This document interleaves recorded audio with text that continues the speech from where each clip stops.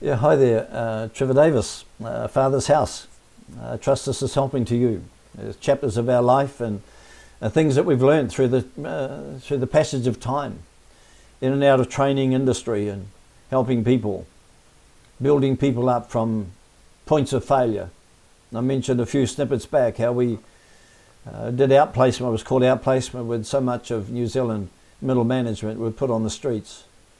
What do we learn from all of that, and what do we apply ourselves to in that to help them? It's what we've talked about in the last. It's about vision. Where are we going next? Even out of a sense of failure.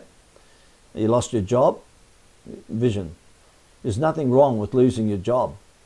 It can be demoralised. I understand all of that. But it's a time to reset or redetermine a vision for your life. Once you've got that, it doesn't matter where you're sitting, it's going to pull you along. The second is about values. Our values are critical to our life. Very critical. You know the problem that we have so often with young couples getting married? And this is my major point, actually. I'm just thinking of this now. You know, the values, the harmony, they're not in values. It's all about love, love, love. But you see, when they get 6 months on the other side of love, love, love, it's kind of like, what's happening here? Well, there's a conflict of values. See, money is a value. You might have one of those parties who saved money all their life to be able to start off a life with their now spouse. But you get the other spouse who spent all their money all their life, and you bring them together, and you've got conflict straight away because one wants to save it and the other wants to blow it up. That's a conflict of values. I was asked to come into a university. The university was a consulting business. They had 50 senior consultants, highest level of professionalism, expertise and skill in their industry. They had a challenge in the business of people, the turnover of the people. Every week somebody was going, having to re-engage and re-employ. If you're running a business, you know that is difficult. It's difficult on the purse strings because it takes 6 months as a minimum to retrain somebody that's just left and gone out the door. That's a massive cost to a business. And that's just to get them settled in their role. So I was asked to come in on the basis of, is there something wrong here, do you think? So we started talking about all these things. Started talking about their role, how they do it, the support role. They all had support staffs, a PA or secretary, whatever that is, but their function was there to help them do their job. So we dug into that a little bit. And then we put together, I'm going to use the word time management. How do you manage time? You can't. But there are components in time management, and there are about 12 different behaviours that relate to time management. And two of those is, one is about delegation and empowering. So you delegate and you empower. The other is about values and the importance of value. We talked this through with the CEO of the company. From that discussion, I structured a 2-day seminar. And on the first day that we would do an assessment of everybody based on these 12 behaviours, we'd have a look at individual assessment and results, and then we would bring them all together and have a look at it in total as a company and see where their weaknesses and their so on. So we did this. And we had our first day. I talked about values and the importance of it,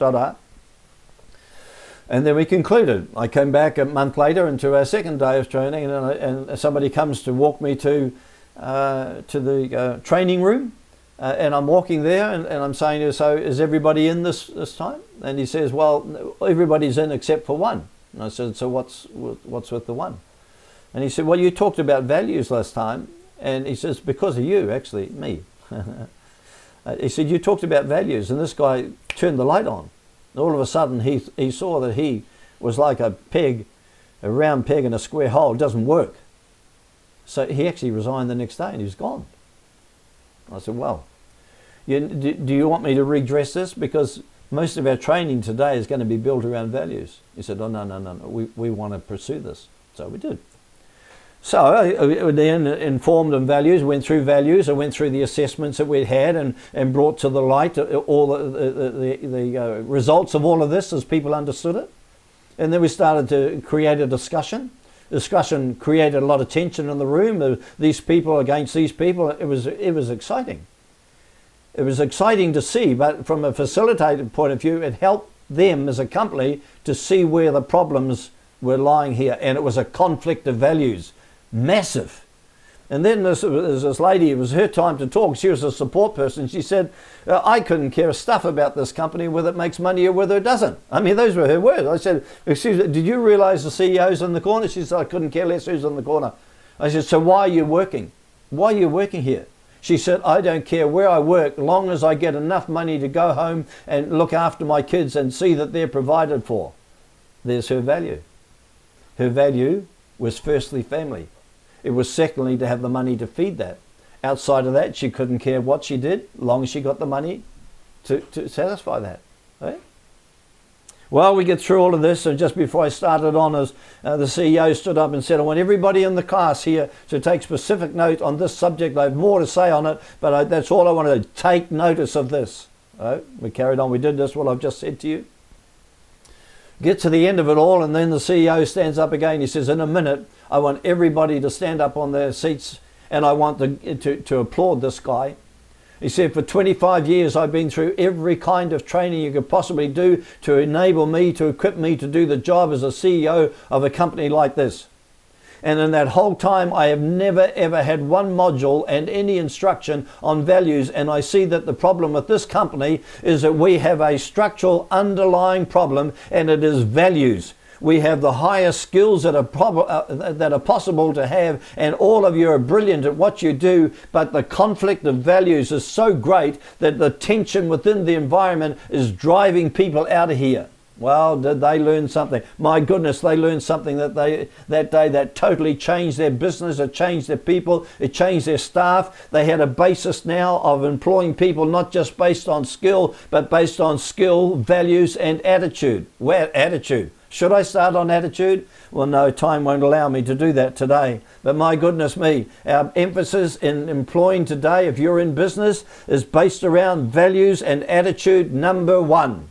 And number two is then on the skill level, because you see, if people can't do it and they've got a great attitude, they'll learn to do it.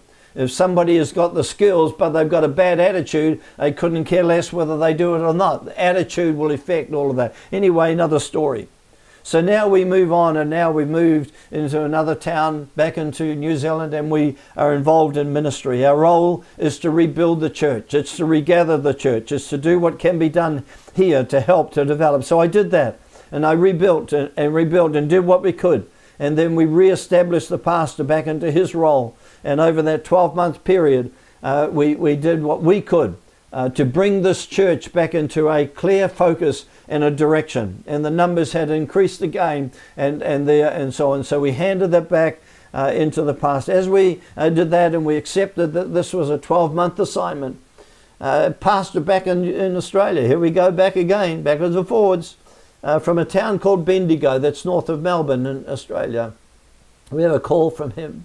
We'd been doing itinerant work in there and visited that church 2 or 3 times.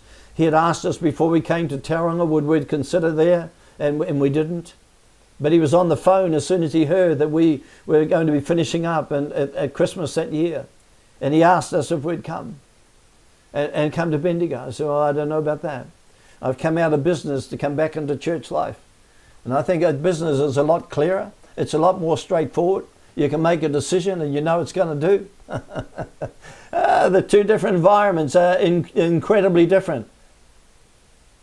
But we'll see what God's got to say. What I'll do, I'll fly across at no cost to you, no expectation on either party.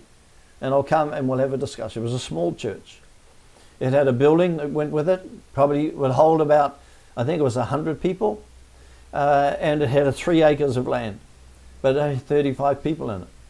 And an older pastor who desired to see it grow, but beyond his ability to do. And so he was asking whether we would come and grow this church and do what we were. So over a period of time, I didn't commit to that. We came back and worked through. Do we? Will we? Won't we? God, what do you say? What do you want? What do you want, Lord? The end result was we accepted the calling to go to Bendigo. My goodness, that is another story. And I'll start it with finishing something I've missed off this last story in the next one. Tune in. Love to have you be with us. Will you click on subscribe at the bottom? Maybe send us an email. If I can help you further, help you with some of these areas, give us a call. Send an email. God bless you. Share this with somebody. Help somebody else. Help them find their way. Help you find your way. Have a great day, great week. God bless.